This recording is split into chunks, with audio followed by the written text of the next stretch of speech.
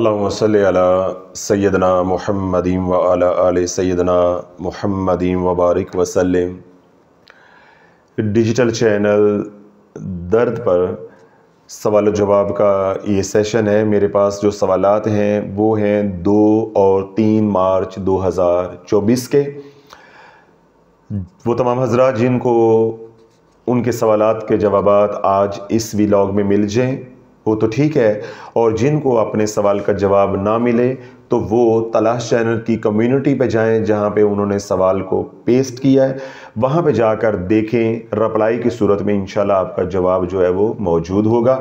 जो सवालात मेरे हाथ में हैं यानी 2 और 3 मार्च के, ये अमूमी तौर पे वो सवालात हैं जो इज्तिमाई नौइयत के होते हैं, ताकि जब मैं उनका जवाब जो है वो ख़ुद दूँ मीडिया पे, ताकि ज़्यादा से ज़्यादा लोगों को उसका जो है वो नफ़ा हो। वो तमाम हज़रात जिनके मसाइल इस मसले के साथ मिलते जुलते हों या जो मसाइल मैं बयान करूंगा उनके साथ मिलते जुलते हों, तो वो समझ जाएं कि ये मसला हमारा ही है और उसका इलाज जो हज़रत साहब ने फ़ुलां को बताया है वही इलाज हमारे लिए भी है। तो दोबारा से उनको इजाज़त लेने की या पूछने की या सवाल करने की ज़रूरत नहीं है। अस्सलाम वालेकुम हज़रत साहब, मैं 5 माह से खिजरी अमल सूरत तारक वाला 111 वाला अमल कर रही हूँ। अब वापसी के लिए 90 बार पढ़ रही हूँ, सदका भी देती हूँ, इज्तिमाई अमल में भी शामिल हूँ। जब मैं ऊपर जा रही थी तो सुकून रहा, मगर अब जैसे ही 90 बार पढ़ना शुरू किया तो मेरी और मेरी अम्मी की तबीयत ख़राब हो गई। मेरी टांगों में दर्द है, आँखों के पास जलन है, सारे जिस्म में दर्द है। यही हालत अम्मी की है, बुखार और खांसी बहुत है। मैंने आपकी बैयत भी कर ली है, छोटा दुरूद पाक भी कसरत के साथ पढ़ रही हूँ, एक तस्बीह इस्तग़फ़ार भी पढ़ती हूँ। प्लीज़ मेरी रहनुमाई फरमाएं, अल्लाह आपको जज़ाए खैर अता फरमाए। ये जो अलामात हैं बेटे, इनसे परेशान नहीं होना। आप जिस तरतीब से नीचे आ रहे हैं आप नीचे आते जाएं, और नीचे जब आ रहे हैं तो सदका खैरात यानी खून बहाने वाला सदका जो है वो तेज़ करें, इंशाल्लाह कुछ भी नहीं होता। ये जो अलामात आ रही हैं ये आ रही हैं सूरत तारक के जलाल की वजह से, क्योंकि जलाल आपकी तबीयत के अंदर जो है वो बढ़ रहा है, तो इस वजह से ये अलामात आ रही है। दूसरा, आप ये एहतियात करें गर्म चीज़ें खाने से, तली हुई चीज़ें, मिसाले वाली चीज़ें, जिस तरह बाज़ार का बरोस्ट, टिक्के वगैरह इस तरह की चीज़ें होती हैं, अंडा है, चाय है, उनसे आपने परहेज़ करना है। ठंडी चीज़ों का इस्तेमाल भी आप करें और ठंडी जगह पर रहने के का भी एहतमाम करें, कोशिश करें, यानी एहतियात करें बदनी तौर पर। तो बाकी अपना अमल जिस तरह ऊपर गए थे, जिस तरतीब से आप नीचे आ रहे हैं, इसको जितनी जल्दी मुमकिन है इसको मुकम्मल करें। बाकी कोई ख़तरे की, कोई परेशानी की बात नहीं है। सवाल नंबर है जी 12। अस्सलाम वालेकुम हज़रत साहब, रजत के मरीज़ जिन्होंने सूरत तारक का अमल पूरा किया है या उनका अमल पूरा हो गया है, वो तस्खीर के लिए कौन सा अमल कर सकते हैं? प्लीज़ रहनुमाई फरमाएं। वो तमाम हज़रात जिन्होंने सूरत तारक का अमल किया है या वो तमाम हज़रात जो रजत के मरीज़ हैं, मैंने जब रजत के ऊपर बयानात किए उसके अंदर मैंने तफसील के साथ ये समझाई बात कि जो रजत के मरीज़ हैं ज़िंदगी भर अब वो कोई वजीफ़ा नहीं कर सकते। आप कैंसर से निकले हैं, कैंसर का मरीज, अब आप कहें कि दोबारा जो है वो बॉडी बिल्डिंग शुरू कर देगा, वो काम अब नहीं कर सकते। अगर आपने दोबारा कोई वजीफा भी किया, चाहे वो जलाली है चाहे वो जमाली है, वो सारा गंद दोबारा से आ जाएगा जिससे अल्लाह ने आपको छुटकारा दिया है। अब अल्लाह ये बात आपके और जो दूसरे लोग हैं जो धड़ाधड़ दोबारा वज़ाइफ पे लगे हुए हैं, अल्लाह किसी तरह इनकी समझ में डाल दे, वरना दोबारा रजत हो गई तो सूरत तारक से भी इलाज नहीं होगा। अगर फ़र्ज़ करो पहले रजत हुई थी तो अब हमने 5 अमाल बताए, उससे 5, 6, 7 महीनों में निकल आए, काफी हद तक अफाका हो गया। अब अगर दोबारा रजत हो गई तो यही अमाल मुअस्सर नहीं होंगे। फिर चल सो चल, फिर आप जानो और आपका रब जाने। सवाल नंबर है जी 13। अस्सलाम वालेकुम हज़रत साहब, हम शदीद जादू और रजत का शिकार हैं। अब मैं 5 महीनों से हर नमाज के साथ खिज़री अमल, दरूद इब्राहीम, इस्तग़फ़ार पढ़ रही हूँ। शुक्र अल्हम्दुलिल्लाह काफ़ी फ़र्क है, लेकिन मेरा बड़ा बेटा जो 20 साल का है उसकी वजह से बहुत परेशान हूँ। उसने स्कूल और हिफ्ज़ कुरान छोड़ दिए, माँ बाप से बिल्कुल बात नहीं करता, दोपहर तक सोता है, अपना हसार भी नहीं करवाता। अब तो वाशरूम में जाकर 1.5 घंटा सोया रहता है, बहुत नाफरमान हो चुका है। हम बहुत ज़्यादा परेशान है, प्लीज़ रहनुमाई फरमाएं, क्या मेरे अमाल ठीक है या उनमें कोई कोताही है? मेरे पास अल्फाज नहीं है, आपको दुआ कैसे दूं? बस इतना ही कहूँगी, अल्लाह आप पर, आपके अहले खाना पर और पूरी शाफिया टीम पर रहमतों की बारिश हमेशा बरसाता रहे, आमीन सुबह आमीन। जज़ाकल्लाह खैर, आपकी मोहब्बतों का, आपकी दुआओं का बहुत शुक्रिया। आपके अल्लाह वाली अमाल इस वक्त तो ठीक हैं, कल ठीक नहीं थे। یہ جو کچھ اب ہو رہا ہے یہ آپ کے وظائف اور پچھلا جو جادو چلا آ رہا ہے اس کا نتیجہ ہے۔ اب آپ نے دیکھیں، میں ہر بیان میں کہتا ہوں خاص طور پہ رجت والوں کو کہ اب آپ نے حوصلہ نہیں ہارنا۔ اب آپ بیلنے میں ہاتھ نہیں، پوری باندھ دے چکے ہو۔ ایک تو ہوتا نا ہاتھ دیا ہو، چلو بھائی ہاتھ کٹوا کے تو باقی بچا لیں، ہوں تو ہی پوری باندھ دیتی ہی ہے۔ آپ یہ شکر کرو کہ دھڑ نہ چلا جائے، کہیں دھڑ گیا تو ساتھ سار بھی جائے گا۔ تو یہ اللہ کا شکر ادا کرو کہ اللہ رب العزت نے آپ کی زندگی کے اندر اس حقیقت کو کھول دیا کہ آپ کے ساتھ ہے کیا۔ اب لولو آپ کو شفا ہوتی ہے نہیں ہوتی، غم ختم ہوتے ہیں نہیں ہوتے، اس کو ایک طرف کر دو۔ آپ کو یہ تو پتہ چل گیا نا کہ ہم خواہ وظیفے کیے جا رہے ہیں، اللہ نے اس سے تو جان چھڑا دی ہے۔ تو جس رب نے اتنی آپ کی مدد کر دی ہے تو اللہ کی رحمت پہ بھروسہ رکھیں، انشاءاللہ باقی مسئلے بھی حل ہو جائیں گے، کیونکہ بیٹا آپ کا بہت زیادہ جو ہے وہ سیچوریٹ ہو گیا ہوا ہے، متاثر ہو گیا ہوا ہے۔ تو اب اس کا حل یہ ہے کہ جب آپ خضری عمل پڑھتے ہیں، اگر وہ دم نہیں کرواتا تو آپ دم والا پانی اس کو پلائیں۔ اگر وہ پانی بھی نہیں پیتا، آٹے میں ڈالیں، دودھ میں ڈالیں، کھانے میں ڈالیں، ہر طرح اس کو جو ہے وہ پانی پہنچائیں، اس کے اندر اتاریں۔ اور دوسرا یہ ہے کہ جب آپ پڑھتے ہیں یعنی خضری عمل پڑھتے ہیں تو اپنا پہلے حصار کر کے پھر اپنے بیٹے کا تصور کر کے اس کی روح کو جو ہے وہ ہدیہ کبھی کیا بخشا بھی کریں اور اس کو دم بھی کیا کریں۔ تو انشاءاللہ آہستہ آہستہ کچھ وقت لگے گا تو سارا نظام ٹھیک ہو جائے گا۔ اور تیسری بات یہ ہے کہ خون بہائیں، اپنے بیٹے کی طرف سے جو ہے وہ خاص طور پہ صدقہ کریں، اپنی طرف سے اور اپنے بیٹے کی طرف سے۔ اگر اللہ نے توفیق دی تو سارے گھر والوں کی طرف سے خون جو ہے وہ بہائیں، ہر ہفتے کم از کم 1-2 دفعہ خون کا صدقہ جو ہے وہ دیں، یعنی خون بہائیں، جانور کا صدقہ دیں، اللہ آپ کے لیے آسانی فرما دے گا۔ چاہے مرغی دیں تو چاہے اونٹ دیں، یہ فیصلہ آپ نے کرنا ہے۔ سوال نمبر ہے جی 14۔ السلام علیکم حضرت صاحب، اللہ پاک آپ کو صحت اور عافیت والی زندگی دے اور ڈھیروں خوشیاں نصیب کرے، آمین۔ آپ کے لیے ہر وقت دل سے دعا نکلتی ہے، ہمیں اتنے اچھے اور سچے رہنما ملے ہیں حضرت صاحب۔ میں کل درس پر گئی تھی، وہاں بہت ساری خواتین تھیں جن کے گھر درس تھا، وہ بہت اچھی ہیں اور ہماری مانتی بھی ہیں، لیکن انہوں نے کچھ باتیں ایسی کہیں جو مجھے مناسب نہیں لگی۔ میں نے بات تو کی، وہ کہتی ہیں دلیل کے ساتھ بات کریں۔ آپ دلیل سے درد چینل پر ان کا جواب دیں تاکہ سب کی اصلاح ہو جائے۔ اچھا جی، اب آگے ان کے سوالات شروع ہو جاتے ہیں۔ آقا علیہ الصلوۃ والسلام نے ساری زندگی 8 تراویح پڑھی ہیں، اس لیے ہمیں بھی 8 پڑھنی چاہیے۔ وہ کہتے ہیں نا جھوٹے دے پیر نہیں ہوندے آگے، کیا ہوتے ہیں؟ جھوٹے کے پاؤں نہیں ہوتے۔ انہوں نے دلیل کس سے مانگی ہے؟ میرے سے۔ تو میں نے تو تراویحوں پہ بیان ہی نہیں کیا ایک بار۔ اور اگر میں نے کہا ہے کہ 20 تراویحاں پڑھی جائے تو میں نے یہ کہہ کر بات ختم کر دی تھی کہ 8 والوں کے پاس بھی دلائل ہیں، 20 والوں کے پاس بھی دلائل ہیں۔ 8 پہ دل مطمئن ہوتا ہے تو 8 پڑھ لو، 20 پہ دل مطمئن ہوتا ہے تو 20 پڑھ لو۔ اگر نہیں پڑھنی تو تب بھی کوئی گناہ نہیں ہے، کوئی روزے کی صحت پہ اثر نہیں آئے گا، یہ سنت موقدہ ہے۔ تو ہم نے تو مقدی مکا دیتی سی، تو سانو تو پھسا دیتا ہے کہ ہوں دلیل نہ جواب دو ایک بار۔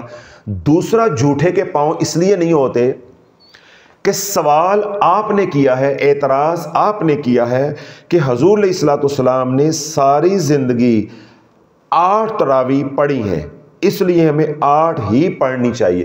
مجھے کوئی ایک حدیث لا کر دے دو، متفقہ لے نہیں، ضعیف، اتنی آسانی دے رہا ہوں، ضعیف حدیث لے کر آؤ، میں مان لوں گا، قبول کر لوں گا کہ اللہ کے نبی نے ساری زندگی تراویحاں پڑھی ہے نا۔ جہالتیاں پڑھنا، سنیاں سنائیاں گلاں مولوانیاں دیاں تے پیراں دیاں، نہ کوئی پڑھا نہ کوئی تحقیق، تو مانگتی کیا ہے؟ دلیل۔ بھائی اللہ کے نبی علیہ الصلوۃ والسلام نے 3 دن تراویحاں پڑھائی ہیں، اس کے بعد حضور علیہ الصلوۃ والسلام نے اس ڈر سے چھوڑ دی کہ کہیں یہ فرض نہ ہو جائے۔ ایک کل کہانی ہے۔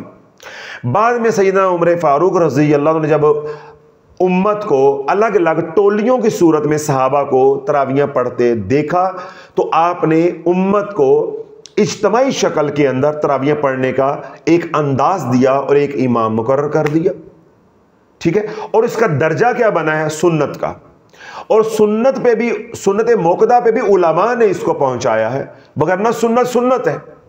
سنت میں کیا ہوتا ہے کہ اگر آسانی ہے تو عمل کر لو، اگر نہیں آسانی تو آپ چھوڑ سکتے ہیں، یہ سنت کا اصول ہے عمل کرنے کا۔ اس میں لڑنے والی کون سی بات ہے؟ بھائی 20 پڑھ کے راضی ہو تو 20 پڑھ لو، 8 پڑھ کے راضی ہو تو 8 پڑھ لو۔ آپ ایک بار قرآن مجید کو اس کو دہرانا چاہتے ہو، اس کا دورہ کرنا چاہتے ہو، پھیرا دینا چاہتے ہو، ایک بار دے لو۔ آپ 3 اشروں میں 3 قرآن پڑھنا چاہتے ہو، 3 کر لو۔ اس میں لڑائی والی تو بات ہی نہیں، نہ یہ فرض ہے نہ یہ واجب ہے۔ تو دلیل تو آپ کے پاس اپنے پاس نہیں ہے، تو دلیل مانگ لی تو شافی کو، تو شافی تو تانوں گھر تک چھڈ کے آوے گا۔ اچھا جی، آگے جناب دوسرا سوال یا دوسرا اعتراض کیا ہے؟ تراویح پڑھیں تو اس میں قرآن پاک ختم کرنا ہے، جس کو حفظ نہیں وہ سامنے ٹیبل پر رکھ کر دیکھے اور پیج پلٹ سکتا ہے۔ بی بی یہ میرے سوال ہی نہیں ہے، یہ جاہلوں کے سوال ہیں اور جاہل ہی اس کا جواب دیں گے، یہ تو میرے سوال ہی نہیں ہے۔ میں نے تو اوپر والے کے اعتراض میں اب صرف آپ کو بہن بیٹی سمجھتے ہوئے آپ نے سوال کیا تھا، میں نے جواب دے دیا، ورنہ میں نے تو جواب ہی نہیں دینا تھا اگر میں نے یہ پیج سوال پہلے پڑھے ہوئے ہوتے کہ میرا یہ موضوع ہی نہیں ہے، یہ آپ نے بحث کرنی ہے یا دلائل مانگنے ہیں تو آپ علماء سے مانگیں۔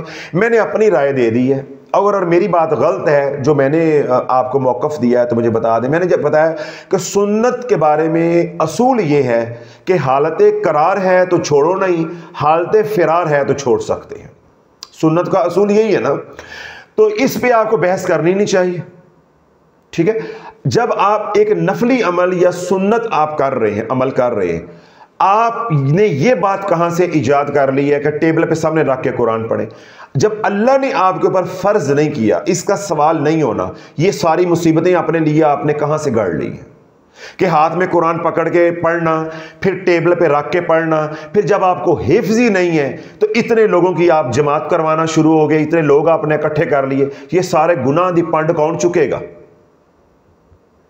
کیا اللہ کے نبی نے آپ کے ذمے لگایا ہے یہ کام؟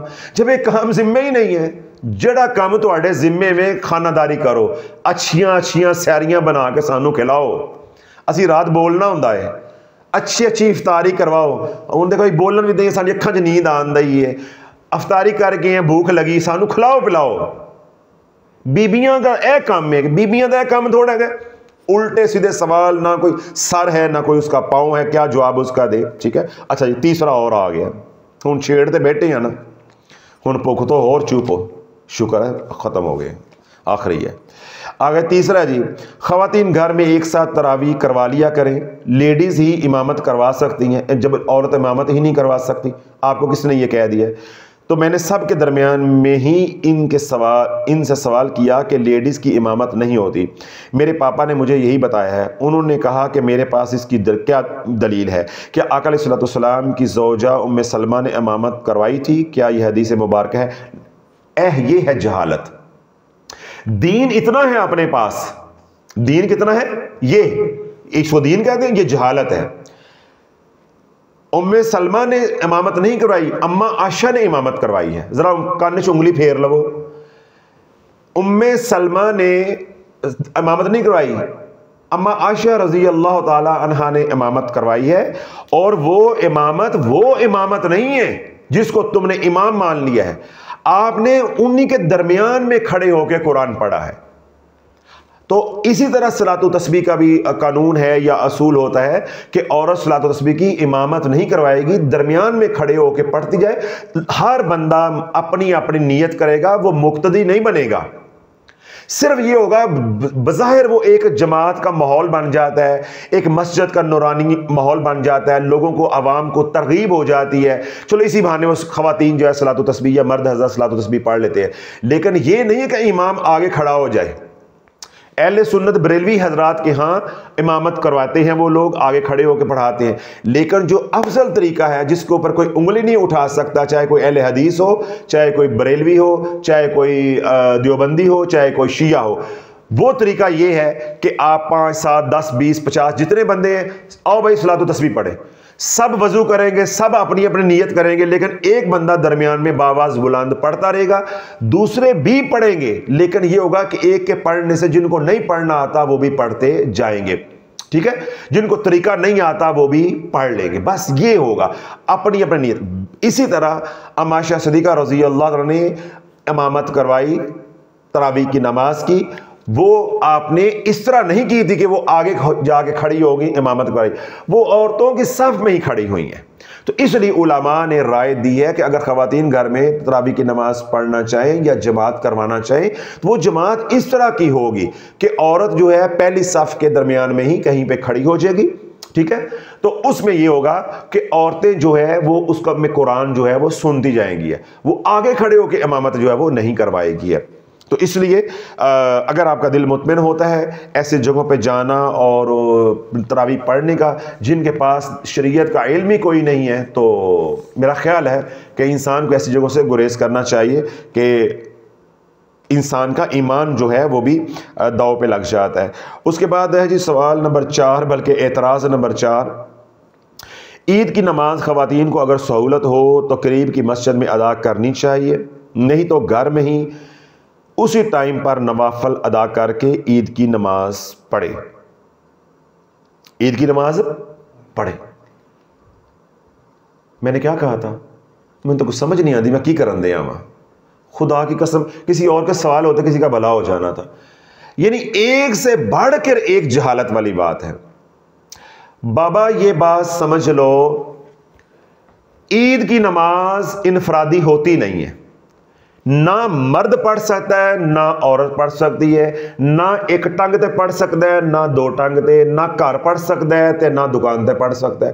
عید کی نماز واجب ہے، ٹھیک ہے، اور اس کے اندر خطبہ ہے، سمجھ آ گئی؟ تو خطبہ کس نے دینا ہے؟ امام نے۔ گھر میں عید کی نماز پڑھے خطبہ کون دے گا؟ سمجھ آ رہی ہے؟ تو خواتین گھر میں عید کی نماز نہیں پڑھتی، اس پہ میں نے مکمل بیان کیا، انشاءاللہ آنے والے دنوں میں دوبارہ بھی بیان کروں گا، اللہ زندگی صحت رکھے۔ تو خواتین صرف گھر میں شکرانے کے نوافل پڑھیں گی، 2 نفل جس طرح عام پڑھتے ہیں اس طرح آپ پڑھ لیں گے۔ اس طرح کسی مرد کی عید کی نماز بھی رہ گئی ہے تو وہ عید کی نماز اپنی دکان پہ یا کسی جگہ پہ وہ مصروف تھا یا گھر میں نہیں پڑھ سکتا۔ جس طرح کسی کا جمعہ رہ جاتا ہے تو ہم جمعہ گھر میں پڑھتے تو پھر عقل کیوں کام نہیں کر دی گی؟ ہماری مائیں بہنیں جمعہ نہیں پڑھ پاتی کیونکہ ہمارے ملک میں یا ہمارے خطے میں مسجدوں میں باب النساء نہیں ہوتا، یعنی عورتوں کا بندوبست نماز پڑھنے کا نہیں ہوتا، تو ہماری خواتین پہ جمعہ کی نماز کی جگہ پہ کیا کرتی ہیں؟ ظہر کی نماز پڑھتی ہیں۔ تو ایسے ہی آپ نے گھر میں 2 رکعت نماز نفل شکرانہ پڑھ لینا ہے کہ اللہ رب العزت نے اتنا برکتوں والا مہینہ دیا، فیض و برکات سے نوازا، نیکیاں کرنے کی توفیق عطا فرمائی، روزے رکھنے کی توفیق عطا فرمائی، قبولیت کے لیے دعا کر لیں اور شکرانہ جو ادا کر دیں، خلاص، اس سے زیادہ آگے کچھ نہیں کر سکتے۔ جس طرح عورتیں یا مرد، تفریق نہیں ہے، چاہے عورتیں ہوں چاہے مرد ہوں، جمعے کی نماز گھر میں نہیں پڑھ سکتے۔ کیوں نہیں پڑھ سکتے؟ اس میں خطبہ ہونا ہوتا ہے۔ اسی طرح جو عید کی نماز ہے اس میں خطبہ ہے، سمجھ آ گئی؟ اس میں خطبہ ہے۔ تو اس لیے عورت جو ہے اگر آپ کے آس پاس کوئی مسجد ایسی ہے جس میں باب النساء ہے تو اور آپ کے گھر میں ماحول بھی ایسا ہے، آپ کو سہولت ہے، تو آپ کا شوق بھی ہے، تو آپ جا کر پڑھ سکتے ہیں، مگر نہ آپ کے اوپر کوئی جبر نہیں ہے، مجبوری نہیں ہے کہ عورتیں ہیں، اللہ نے جب آپ کو آسانیاں دی ہیں تو اللہ کی دی ہوئی آسانیوں سے آپ فائدہ اٹھائیں، آپ گھر میں 2 شکرانے کے نفل ادا کر سکتے ہیں۔ تو یہ تھے جی آج کے سوالات بما آخری 4 اعتراضات جنہوں نے سر بہتا کھادا ہے گئے، ٹھیک ہے جی۔ تو اللہ سونا جو اس کے اندر کمی کوتاہی رہ گئی اللہ وہ بھی معاف فرمائے، وہ تمام حضرات جو دکھی ہیں جنہوں نے دکھ اپنے ہمیں لکھ کر بھیجے، تمام سننے والوں سے بھی گزارش ہے کہ اپنے لیے بھی جہاں دعا کریں، اور جو تمام حضرات جو شافیہ سوشل میڈیا سے جڑے ہیں، سلسلہ عالیہ قادریہ شافیہ سے جڑے ہیں، انہیں بھی دعاؤں میں یاد رکھا کرو، اے کالے کپڑے والا یاد آ جائے تو انہوں بھی یاد کر لیا کرو، تہاڈی مہربانی ہے۔ ترلا ہی ہے گا نا بھائی، آج کل وہ کہتے ہیں نا زمانہ بڑا خراب ہے، عورتیں کہتی ہوتی ہیں نا حضرت صاحب زمانہ بڑا خراب ہے، تو میں بھی آج یہ کہنا زمانہ بڑا خراب ہے، ڈر کے میں نے کہا جی ایک کالے کپڑے والا یاد آ جائے تے اے دے واسطے بھی دعا کر دو، اللہ ہمیں بھی ہدایت عطا فرمائے، ہمیں ہماری نسلوں کو دین کی خدمت کے لیے، حضور علیہ الصلوۃ والسلام کی نوکری کے لیے قبول و منظور فرمائے، دنیا بھر میں جہاں ہمیں لوگ سنتے ہیں سب کے اللہ جو ہے وہ ساتھ خیر والا، عافیت والا، سلامتی والا معاملہ فرمائے، جان مال اولاد ایمان عزت کے اللہ حفاظتیں فرمائے، جو لوگ دکھی ہیں اللہ ان کے دکھ دور عطا فرمائے، جو سکھی ہیں اللہ ان کے سکھ میں برکتیں عطا فرمائے، بالخصوص وہ حضرات جو بدنی یا روحانی بیمار ہیں، ہسپتالوں میں ہیں، گھروں میں ہیں، جہاں کہیں بھی ہیں، اللہ سب کو شفائے کاملہ عاجلہ عطا فرمائے۔ اور وہ تمام حضرات جو ہمارے لیے پیار بڑی محبت بڑی دعائیں کرتے ہیں اور ہمارے ساتھ آئی لو یو والا تعلق رکھتے ہیں، اللہ ان کے حق میں بھی ہماری دعاؤں کو التجاؤں کو قبول و منظور فرمائے، ہماری محبتوں کو ان کے حق میں اللہ رب العزت قبول و منظور فرمائے۔ اور وہ تمام حضرات جو پریشانیوں میں مبتلا ہیں، تکلیفوں میں ہیں، جنہوں نے دعاؤں کے لیے کہا ہے، اللہ ہم سب کی التجاؤں کو ان کے حق میں قبول و منظور فرمائے۔ اللہ رب العزت جو ہم نے مانگا ہے وہ بھی عطا فرما، جو نہیں مانگ سکے تمام سننے والوں کی جو ضرورتیں ہیں یا اللہ بن مانگے عطا فرما۔ سبحان ربک رب العزت عما یصفون وسلام علی المرسلین والحمد للہ رب العالمین۔